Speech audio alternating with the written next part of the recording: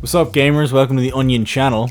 Today I'm going to tell you about all the basics of this new game, Mage Arena, which you should definitely check out, it's super fun. I'm not doing it so we can all hyper optimize the game and kill the enjoyment, but just so that we all know how to do the things we want to do, because it's not very clear. First things first, spellcasting. So when the spell's icon is lit up in your book, that means you can cast it. Each spell has its own cooldown.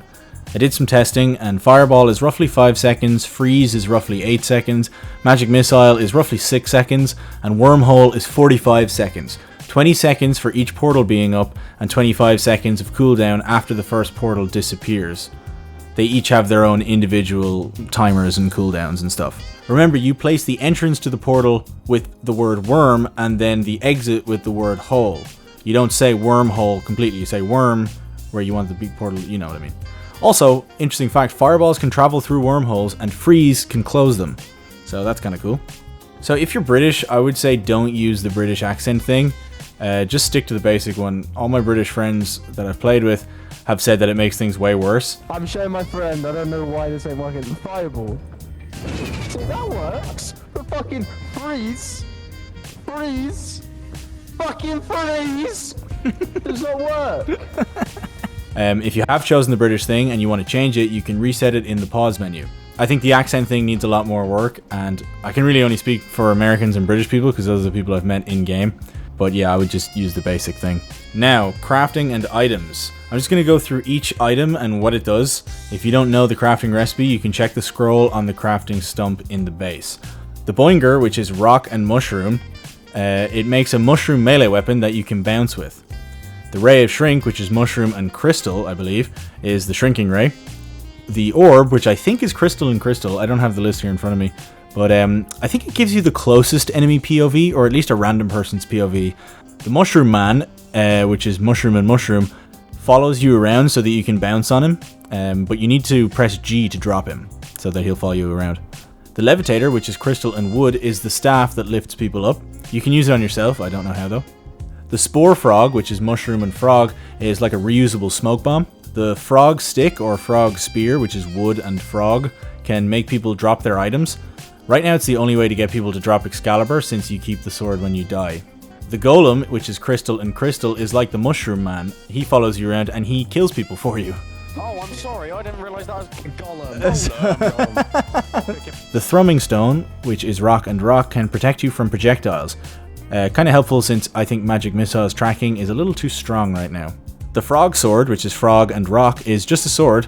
I'm not sure if it's got any sticky properties. The Walking Stick, which is wood and wood, slightly boosts your move speed. The Bramble thing, which is wood and stone, leaves spikes on the ground that don't go away for like 2 minutes. Personally, I think you should be able to fireball them away, but yeah. The Dart Frog, which is crystal and frog, I think that it's just like a dart gun. I haven't hit anybody with it yet, but I'm hoping it does like a poison damage over time, but I don't know for sure. The Fungal Walking Stick, which is mushroom and wood, just gives you a bit of a bonus to your jump when you have it equipped. So the rules of the game are simple. You can capture biomes by going to the flag and standing near it until it's raised and it's announced that you've captured it.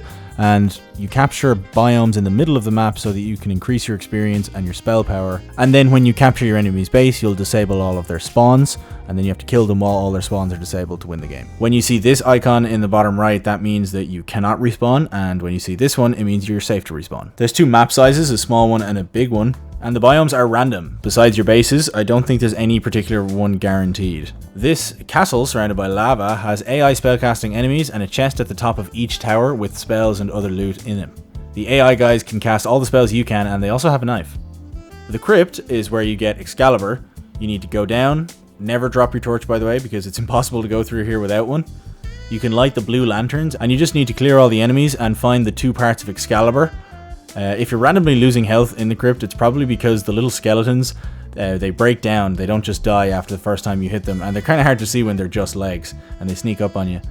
But when you have both parts of Excalibur, you have to leave the way you came in, and then you can press B to teleport back to your base, and you have to craft it in your base. The forest full of gnomes lets you trade items with them. As far as I'm aware, it's completely random, so don't give them something good expecting something better. So Blink will teleport you a couple of meters in front of wherever you cast it from. Blink. Dark Blast will just send out a giant laser straight out from you at the angle you're looking. Wisp is like a stronger version of Magic Missile where it sends like this white flame out and it seeks the closest enemy. And Thunderbolt actually strikes wherever your cursor is pointing. Or if it's not pointing at the ground, it'll strike a little bit in front of you. So point it at the enemy's feet when you cast. Divine Light will heal you and all your teammates as well. I still don't know what the weed pipe does. You're blowing rings, bro! Oh, fuck. Like, actually, Gandalf. Let's fucking go.